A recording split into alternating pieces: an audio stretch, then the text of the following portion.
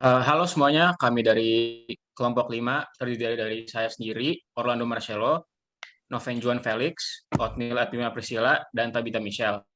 Kami akan mempresentasikan mengenai pertumbuhan ekonomi atau economic growth.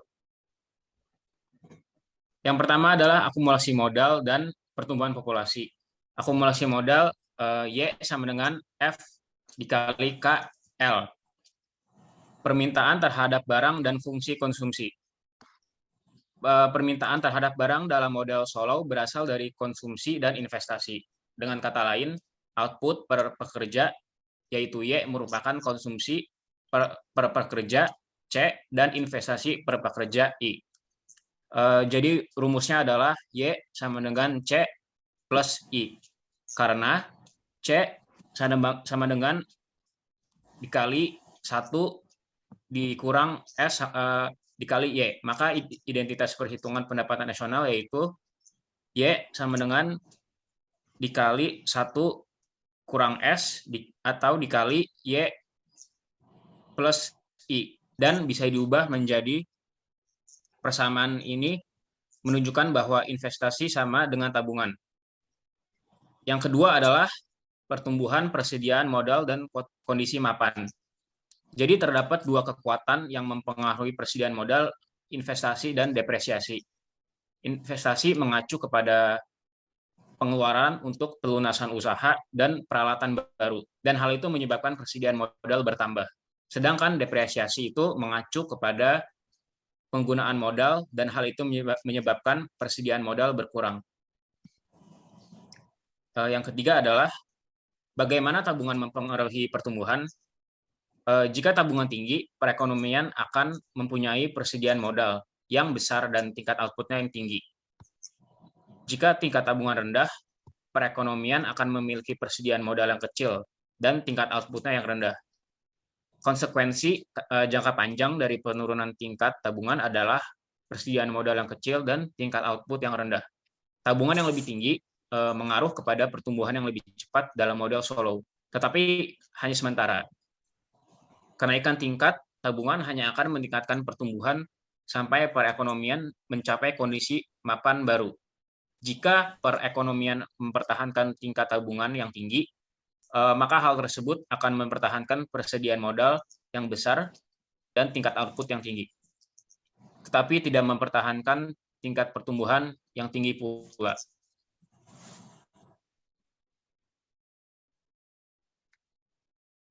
Next. Yang kedua ada tingkat modal kaidah emas.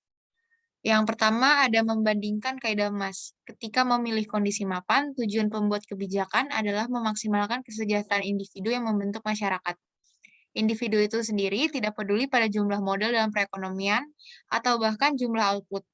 Mereka hanya peduli pada jumlah barang dan jasa yang dapat mereka konsumsi. Jadi, seorang pembuat kebijakan yang jeli akan memilih kondisi mapan dengan tingkat konsumsi tertinggi.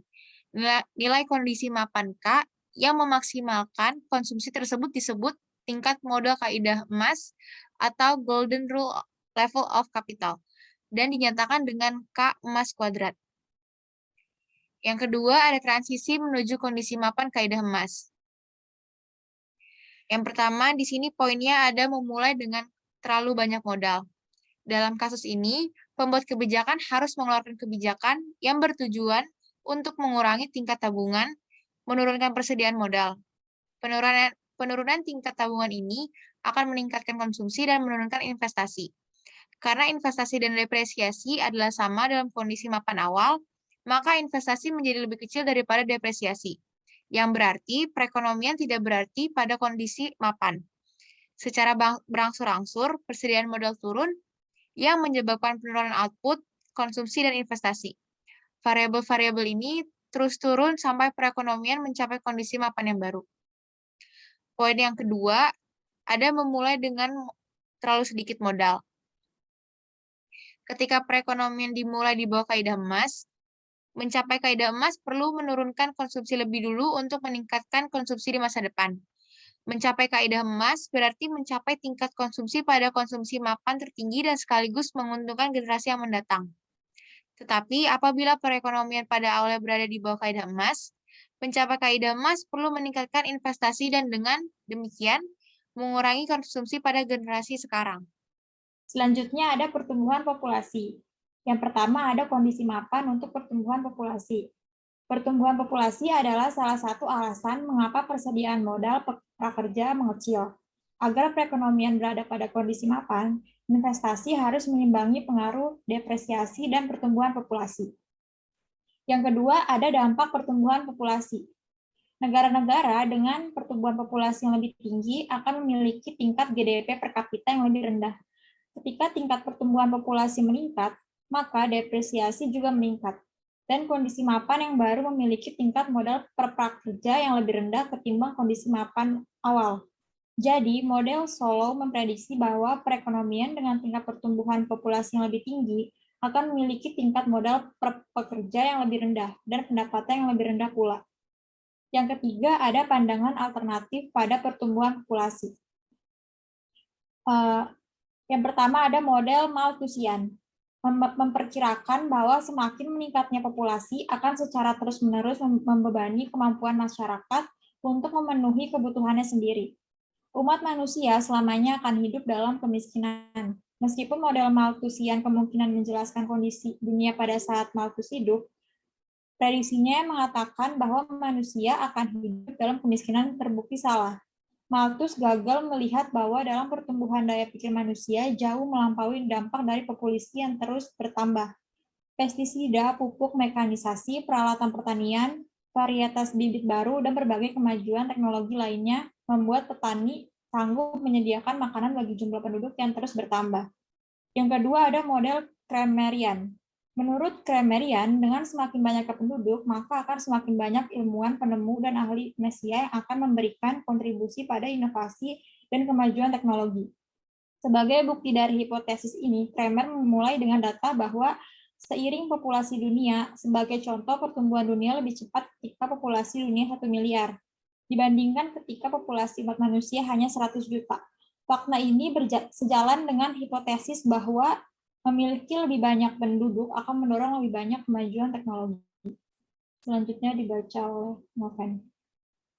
Sebagai kesimpulan, model pertumbuhan Solow menunjukkan bahwa dalam jangka panjang, tingkat tabungan perekonomian menunjukkan ukuran persediaan modal dan tingkat produksinya.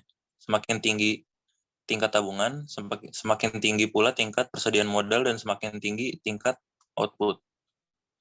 Dalam model Solow, kenaikan tingkat tabungan memiliki efek tingkat pada pendapatan per kapita, memunculkan periode pertumbuhan yang cepat, tetapi akhirnya pertumbuhan itu melambat ketika kondisi mapan yang baru dicapai. Jadi meskipun tingkat tabungan yang tinggi menghasilkan tingkat output kondisi mapan yang tinggi, tabungan itu sendiri tidak dapat menghasilkan pertumbuhan ekonomi yang berkesinambungan. Tingkat modal yang memaksimalkan konsumsi pada kondisi mapan disebut kaidah emas.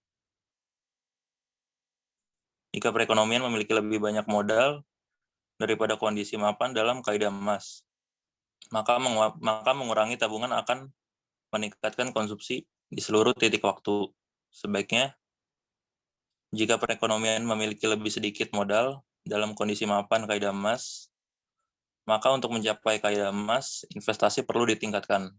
Dan dengan demikian, konsumsi yang lebih rendah untuk generasi sekarang. Sekian dari kelompok kami. Terima kasih.